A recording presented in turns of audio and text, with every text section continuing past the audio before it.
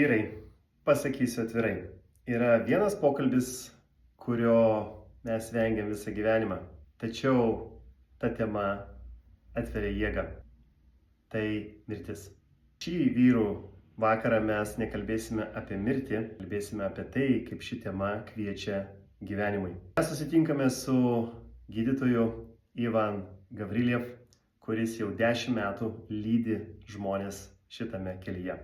Jisai nekalbės apie teoriją, jisai kalbės apie tai, ką jisai matė, kuomet žmonės suprato temas apie mirtį per vėlai.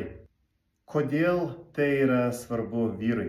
Kuomet vyras supranta mirtį, jis nebijo pažvelgti gyvenimui į akis.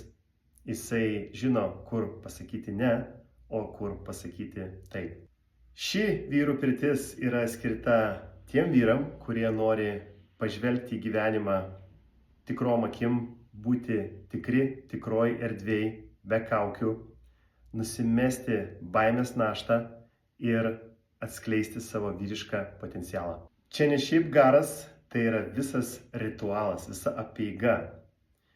Qigong, vantų masažas, inhaliacija, kvėpavimas, meditacija ir 3 sustojimai prieš pirtyje su aktualia tema apie mirtį. O dabar moteris. Jūs irgi turiu omeny. Jeigu jūsų vyras įsitempęs neša per daug ant savo pečių, nesidalina, padovanokite šį vakarą jam. Tai bus puikia dovana. Vyrai po vyrų pirties yra ramesni, pasiruošę ryšiui ir ši dovana jausis namuose. Vyrai, laikas prisiminti, kas mes esame, laikas išgarinti baimę, atrasti savo stuburą ir išreikšti, realizuoti ir įtvirtinti save kaip autentišką vyrą.